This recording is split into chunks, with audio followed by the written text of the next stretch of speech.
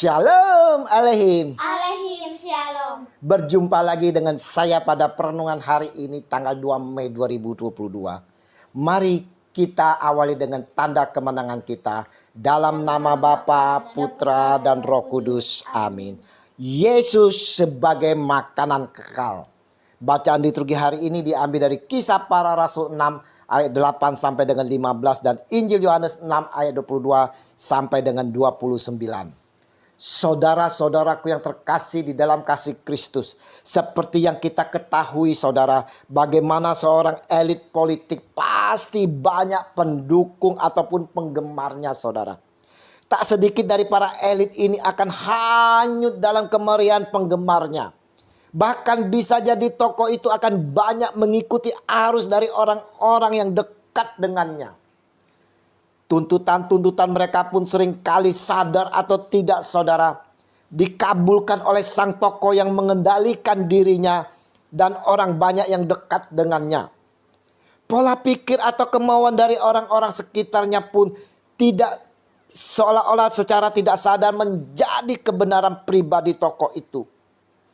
Kebenaran bukan lagi diukur secara objektif, namun kebenaran diukur dari apakah banyak orang senang atau tidak senang.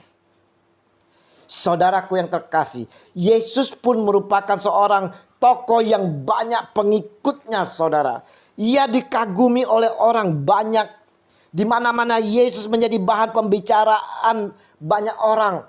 Entah pembicaraan yang mengagumkan atau pembicaraan yang mencela dan mencari-cari kesalahan yang dapat menjatuhkannya. Yang jelas saudara-saudara, tidak dapat dipungkiri bahwa Yesus menjadi salah satu tokoh yang menjadi perhatian banyak orang dengan ajaran-ajaran dan tindakannya. Injil hari ini saudara, kita melihat bagaimana pengagum atau yang mengikuti Yesus mencari Yesus dengan berbagai motivasi atau alasan. Mereka tahu bahwa Yesus bukanlah manusia biasa karena Yesus dapat melakukan banyak mukjizat dan pekerjaan ajaib. Apalagi mereka tahu bahwa Yesus pernah melakukan mukjizat dengan memberi makan 5.000 orang hanya dengan 5 roti dan 2 ikan. Yohanes 6 ayat 1 sampai 15 saudara. Saudaraku yang terkasih, motivasi utama mereka mencari Yesus seperti yang dikatakan oleh Yesus sendiri. Aku berkata kepadamu, sesungguhnya kamu mencari aku bukan karena kamu telah melihat tanda-tanda, melainkan karena kamu telah makan roti itu dan kamu kenyang. Yohanes 6 ayat 26. Saudaraku, bagaimana dengan diri kita saat ini saudara? Apa motivasi kita mencari? Apa motivasi kita mengikuti Yesus saudara?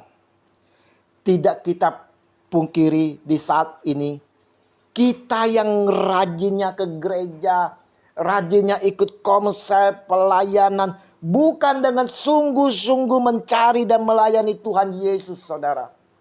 Bukan karena mengalami pertobatan yang sungguh-sungguh atau hidupnya telah berubah dan diperbaharui, tetapi karena ada maksud di balik pencarian mereka kepada Yesus.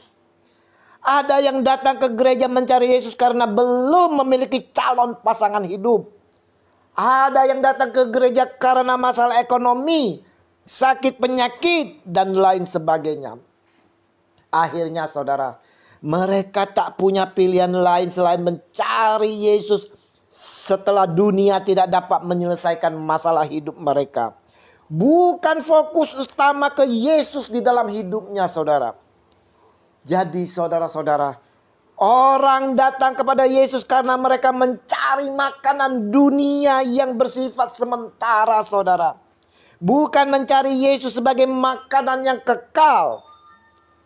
Pada umumnya, bila masalah yang mereka hadapi sudah selesai saudara-saudara, maka mereka akan meninggalkan Yesus dan kembali kepada kehidupan lama mereka.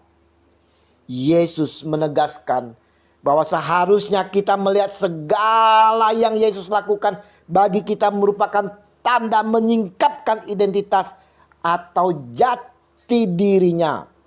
Pemberian makan secara ajaib itu menyingkapkan bahwa Yesus adalah Allah yang sejati, sumber kehidupan, dan pemelihara umatnya. Yesus adalah Mesias sejati yang diakui, yang disahkan, yang diberikan oleh Allah Bapa kepada kita. Perenungan hari ini saudara-saudara mau mengingatkan kepada kita semua dan bertanya pada diri kita, apa motivasi kita mencari Yesus? Apa motivasi kita datang ke gereja? Apa motivasi kita ikut komsel dan persekutuan? Mari saudara-saudara, kita yang mencari Dia seharusnya berfokus pada berkat yang bersifat kekal, bukan yang sementara. Hanya Yesus saudara, hanya Yesus yang anak manusia yang dapat mengaruniakan berkat yang bersifat kekal itu. Kita memang boleh datang kepada Yesus untuk memohon pertolongan. Namun saudara-saudara, perlu dipertanyakan apakah kita hanya memerlukan Dia sebatas kebutuhan kita. Ingatlah bahwa Yesus sendiri jauh lebih berharga saudara daripada segala berkat.